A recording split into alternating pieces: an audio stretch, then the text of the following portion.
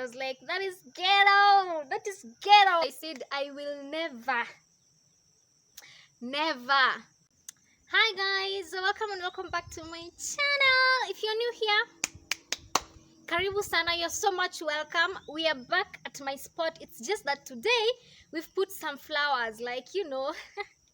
Yes, so today it's a story time once again. I feel like this is just the spot for story time. And today's sun, I don't know, like it's too sunny today. I feel like it's not yet sunset like in the previous video, you know. So like today I feel like nachoma sana, like, but you gotta do this video. So today's video, I was thinking between two story times, between a fake doctor and the one that I did some crazy nasty stuff, but I chose the fake doctor story time. So this story happened in 2016, really 2017. Like, I was a first year student in college. I had just completed my first year, and you know, you go for a long holiday before you come back for the second year. So I was on my long holiday. Your girl just decided that she's not gonna obey her father, okay?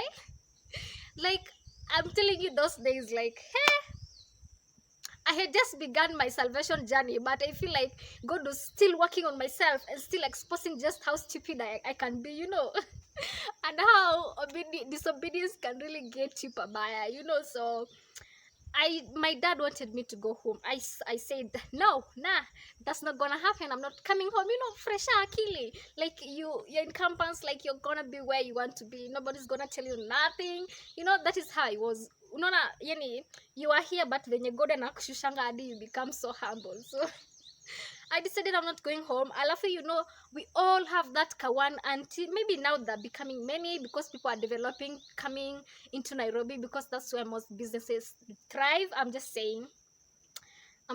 So yeah, it was that one auntie of mine in Nairobi. I'm sorry if you're watching this video, or if someone who knows her is watching this video. It's just what I'm experienced. Yani, I'm just telling the story venye iko, you know, venye kuko tu, yani. Hivyo, point blank, period, you know. So yeah, I went to start my auntie's place, and my daddy doesn't like that because of the chaos. I even brought chaos on my father, like so we stayed at Nairobi. It was fine, it was cool, me visiting my boyfriends and my girlfriends, like it was fine. The main reason why I wanted to stay in Nairobi is so that I could be able to visit my boyfriend, who's now my ex-boyfriend, okay? So I stayed there and I refused to go home, and the result of that disobedience was I'm not going to get my hostel money. You know, you have to book your hostel early, then you will go in the next semester academic year. But I didn't get that money because of my disobedience. So that is how I ended up starting to live alone. Yes, and I even thank God, because you know, everything happens for a reason. So I became sick at that period of time, but before I fell sick, I came to resit for an exam because your girl failed. Part of life, yeah. It was just my first year and I had already failed the unit, so I had to resit for that exam, meaning I had to come back to school. And it usually happens between July and August. So ours happened at July, and you know, in the Mount Kenya region, how cold it becomes during that season. It was so cold. You wake up to rain and da. So one of my friends also was going to resit for the exams, because birds of the same feathers flock together. So I was going to resit for the exam. I asked her, like, have you got there? Because hers was not only just one exam, there were a couple. Your girl only had one exam to resit. So it was like, now that you have somewhere to stay, I'm coming to sleep with you in your hostel.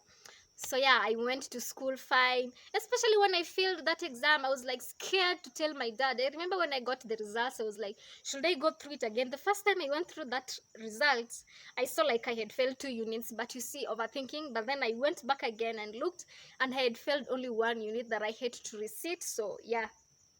So my friend confirmed the timetable for me, and I went. Telling my dad that I had failed the exam was my biggest stress.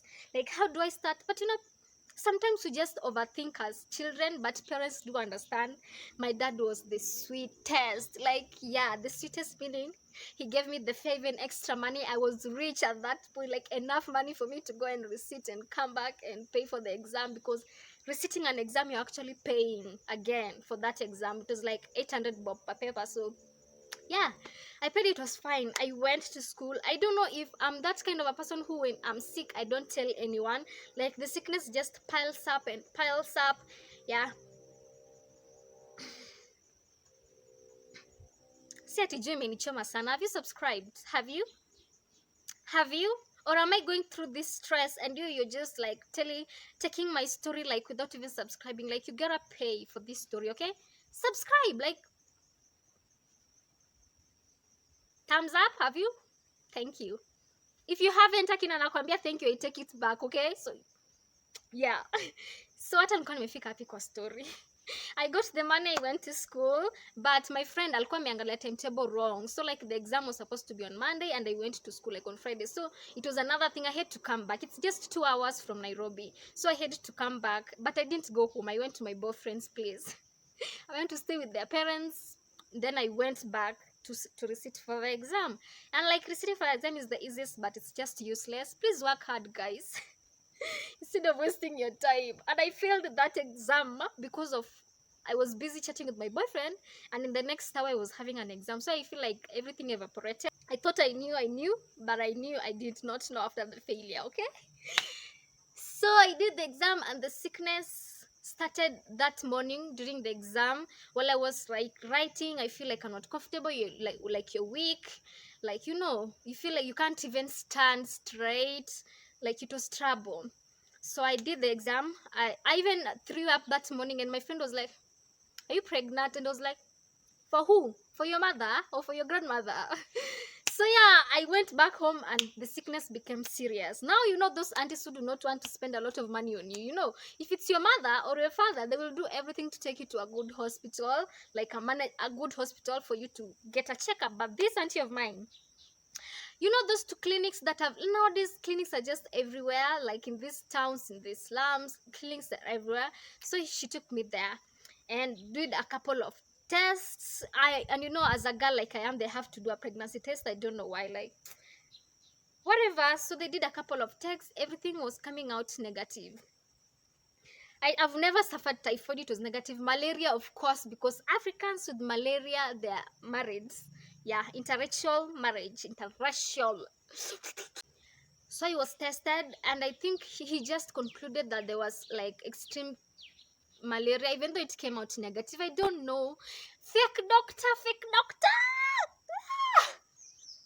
Started giving me medications. Like, every day I was going for a syringe, but I became worse. Like, I couldn't eat, I couldn't do anything for myself. And I remember at that time I was going through my menstrual period. It was just the worst. Like, I couldn't do anything. The third day it became worse. Kumbe, it is not malaria. This fake doctor, like, you are fake.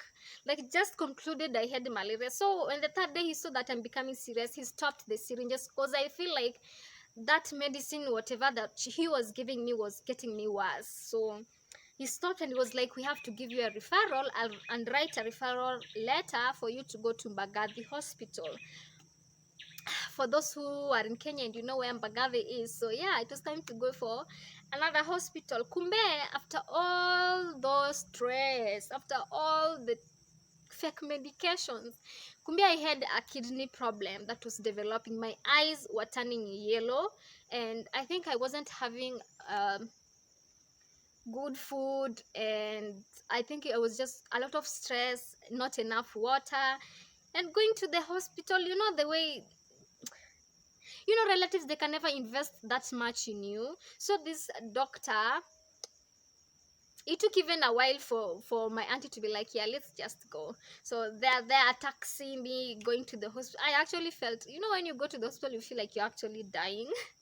I think that's why people don't like going to the hospital, or maybe why I don't like saying when I'm sick, when I'm actually sick. So that is what happened. I went for the checkup. I found a woman. She was sweet. Like, they did a urine test, and that is how they found it. I think they did a dialysis for me, a couple of tests. That is how they found out that it was actually my kidney that was developing a problem. And I got right treatment, and within even like the first dose, like, yeah, I was fine. I came back fine, and I said I will never accept to go to a clinic, like I better go to a hospital, because this fake doctor, yeah, this, first of all, I think I should go and arrest him, because you almost costing me my life, because people die because of kidney problems. Like, yeah, it has never affected me, by the way. Me, I'm fine, thank you, Jesus. Like, no more sickness, like I am healed in Jesus' name. That was it. That is the story, guys, of how this fake doctor, I feel like today I've had problems talking. I don't know why. Why can't I talk today? So this is the story of how the fake doctor did his worst. Like, I was almost dying, yo. And after that period, my dad was like, I should never see you going to your aunt's place. You should never go there. I need you to come back home. I went back home because, yeah, you need your dad. Like, your parents, do not disobey your parents. Because I feel like the moment I disobeyed him, everything was just turning upside down. Everything was going left. Nothing was working. But then, of course, I reconciled with my dad, and after that, the problem of letting your relatives deal with or care for you. After that, my relative was like wanting the refund back for the money that she had used on me. And I was like, that is ghetto. That is ghetto. Am I not your blood? Like, we have some blood. Like, we are from the same family. And that is when I realized that, yo, this relative thing does not exist. Just live with your family wherever. Don't get used to relative thingy. Whenever they can help, let them help, but do not depend 100% on relatives, because it will always backfire. No one is genuine. That is what made me realize that actually this shit is not genuine. And I'm sorry for the son, but the video is over. Yeah, I feel like I should have been here. Let's move. But the video is over. Let me know if you've enjoyed this story. Yeah, I don't know, but yeah, let me know if you've enjoyed it or whatever content you have for me. And yes, we are at 500 subscribers. Yeah, 500 subscribers, and I'm so grateful for all my subscribers. Like, you're here hooked up. Right now I'm just trusting God for views. Like, woo, woo, woo, woo. I feel like after quarantine I should just go out and celebrate for my 500 subscribers. Thank you so much for trusting in me and for being here. Please share this video. Share, okay? People here do share these videos. Actually, people here do share, and my plant is gonna stay here until it dies. Yeah.